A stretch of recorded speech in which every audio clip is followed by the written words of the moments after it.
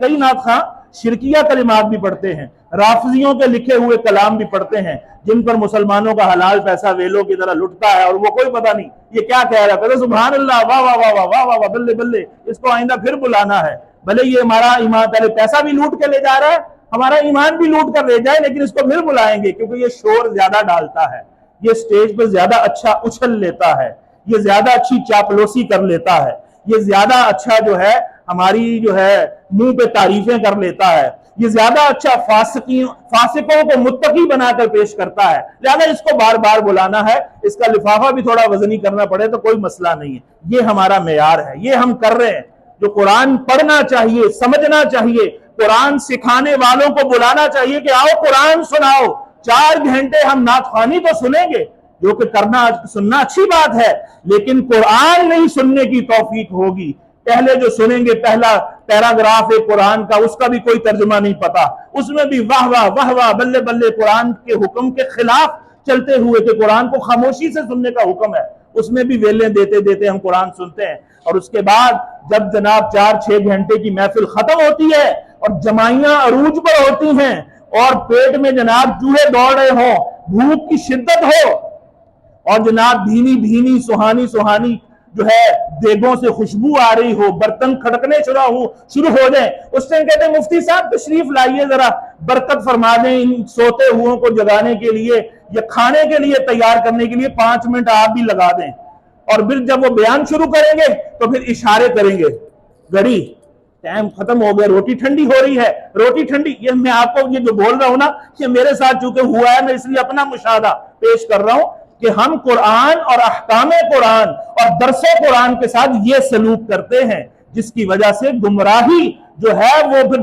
گج وج کے ہمارے اندر پیوست ہو گئی ہے، اور لوگ جو ہیں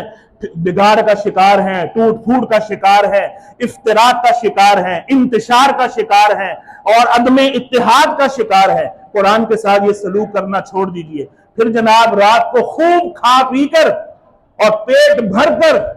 اور دعوت دے کر غنودگی کو رج کر رات کے 2:30 بجے 3 بجے محفل کا اختتام ہوگا،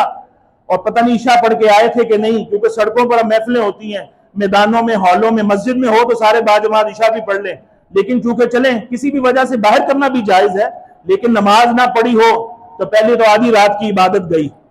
جس کا ہمیں ثواب ملنا تھا کہ اگر باجماعت پڑھ کر آتے، اور پھر جا کر جب گھٹا گھٹ ٹھنڈے میٹھے ثقیل کثیف قسم کی خوراکیں بھر کر اور جناب بڑے بڑے ڈکار لے کر، معاذ اللہ، کیونکہ ڈکار کا بھی مسلمانوں کو طریقہ نہیں آتا کہ لینا کیسے ہے، کہ اگر آ جائے تو اپنے ہونٹ کو دبا لے، آواز کم کرے، کہتے ہیں نہیں جتنی اونچی آواز ہوئے اتنا رو اور دبدبہ بڑھتا ہے، اور جہالت کا مظاہرہ بھی زیادہ ہوتا ہے۔ یہ بھی طریقہ مسلمانوں میں رائج ہو گیا جو خلاف مروت ہے، ان ایتھیکل ہے، غیر اخلاقی ہے، غیر مہذبانہ طریقہ ہے۔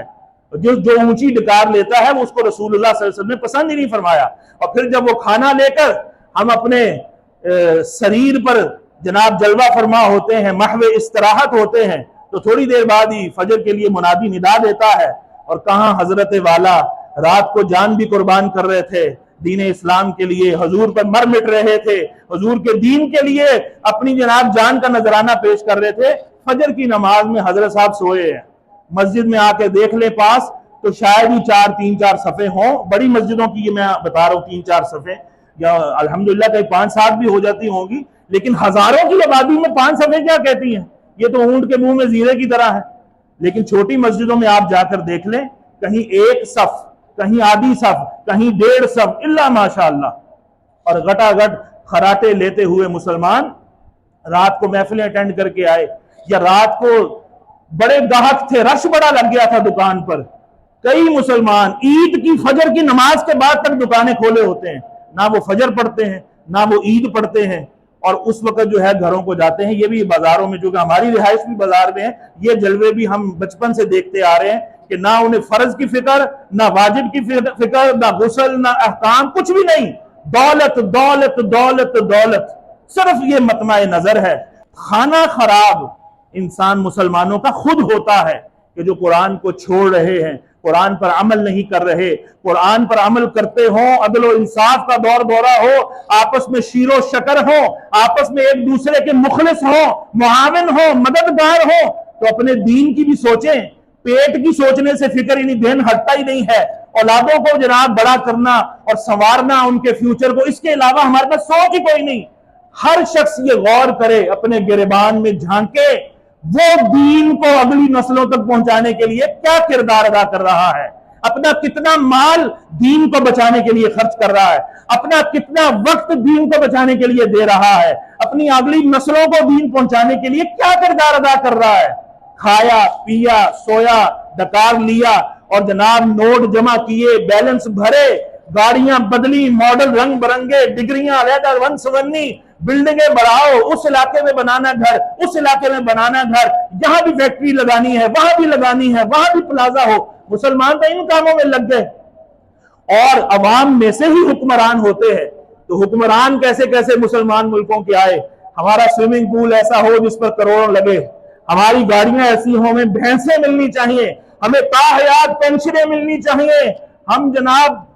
सल्तनत के अहल हैं, हम ही तो अहल हैं, बाकी तो कीड़े मकोड़े हैं, जानवर हैं, मरते हैं तो मर जाएं, जलते हैं तो जल जाएं, गर्क होते हैं कहीं तो हो जाएं, ये इंसान थोड़ी हैं। हुक्मरान ऐसे सोचता है। किसी मुल्क के हुक्मरान ने सोने का कमोड बनाया कि सोने के कमोड के बगैर उसको रफा हाजत ही नहीं होती होगी, उसने सोने के कमोड बना लिए, सोने के बिस्तर बना लिए, सोने के पलंग बना लिए, सोने की घड़ियां बना ली। जनाब कई हमारे बादशाह गुजरे, जनाब मालाएं पहन रहे हैं, मां बदौलत उनके हीरे जड़े हुए हैं टोपियों के अंदर। कोई तहकीक नहीं, कोई इल्म नहीं, कोई जनाब जिद्दत फिक्र का कोई लिहाज ही कोई नहीं कि तरक्की करना है। मुसलमान को जो है जब तक पावर नहीं होगी, ताकत नहीं होगी, ये कभी भी दीन को गालिब कर ही नहीं सकता।